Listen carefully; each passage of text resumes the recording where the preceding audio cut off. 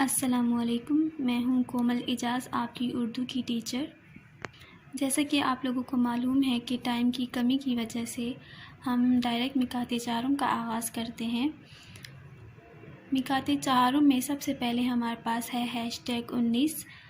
#19 میں ہمارے پاس ہے تفہیم ہے صفحہ نمبر 68 پر۔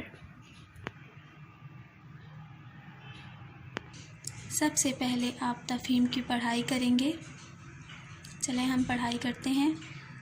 ایک روز کسی جنگل میں ایک نوجوان گھوڑے نے اپنے باپ سے کہا، میں تو جنگل کی زندگی سے تنگ آ گیا، بھوک لگتی ہے تو کھانے کو چارہ تلاش کرنا پڑتا ہے، پیاس لگتی ہے تو میل بھر دور دریا کنارے جانا پڑتا ہے، گرمی اور دھوپ میں درختوں کی چھاؤں ڈھونڈنی پڑتی ہے، سردی اور برسات میں کسی پہاڑی غار کی طرف بھاگنا پڑتا ہے، پھر ہر وقت کسی شیر یا چیتے کا ڈر رہتا ہے کہ کہیں سے آ نکلے گا تو پھاڑ کھائے گا۔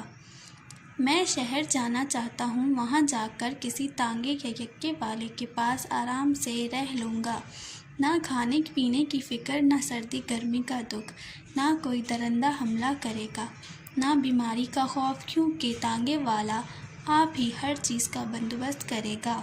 باپ نے کہا، مجھے تمہاری جوانی پر افسوس ہے، مجھ بوڑھے کی طرف دیکھو، تمہاری بتائی ساری تکلیفیں میں نے عمر بھر جھیلی ہیں، لیکن کبھی جنگل سے شہر جانے کا ارادہ نہیں کیا، اور تم تو جوانی میں ہی گھبرا گئی۔ احمد، یاد رکھو، آزادی بڑی نعمت ہے اور عزت بڑی چیز ہے۔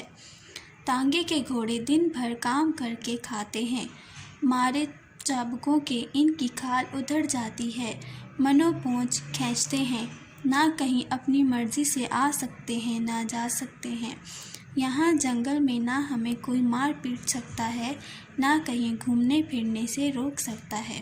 کیا تم پابندیاں اور مار پیٹ چاہتے ہو؟ یہ آزادی یا آزادی؟ یاد رکھو، غلامی کی زندگی موت سے بدتر ہے۔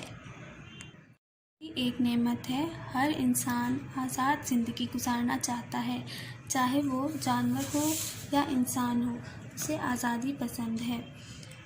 اگر ہمارے پاس ایک محلوں جیسا گھر ہو اور اس میں ہم غلامی کی زندگی گزار رہے ہوں تو اس سے بہتر ہے کہ ہم ایک جھونپڑی میں زندگی گزار لیں، کیونکہ جھونپڑی کی زندگی ہمارے لیے غلامی کی زندگی سے بہتر ہوتی ہے۔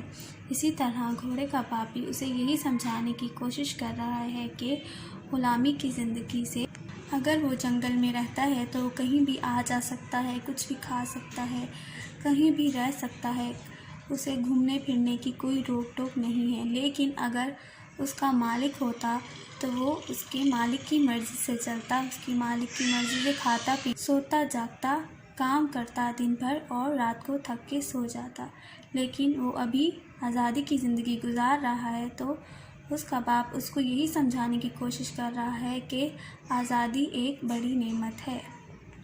سبق کی پڑھائی کے بعد آپ اس تفہیم کے سوال جواب کریں گے، ان کے جوابات آپ کو تفہیم میں سے ہی ملیں گے۔ سوال جواب حصہ الف اور ب درج ذیل الفاظ کا انگریزی میں ترجمہ لکھیے، یعنی کہ اردو میں جو لکھا ہوا ہے اس کا آپ کو انگریزی میں ترجمہ کرنا ہے۔ #19 کے بعد #20 میں آپ کے پاس ہے سائنسی ترقی کے فوائد۔ 71 پر آپ نے یہاں مضمون کرنا ہے جو آپ کے ماڈل ورک میں موجود ہے، اور اسے آپ لوگ یاد بھی کریں گے۔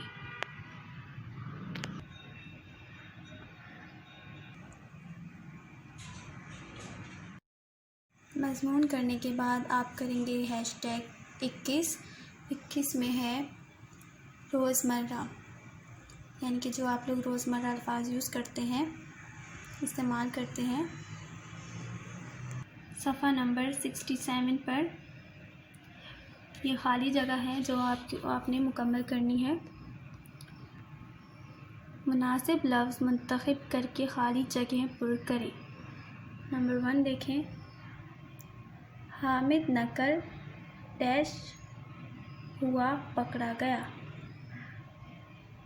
کیا آنا چاہیے؟ مارتا یا کرتا؟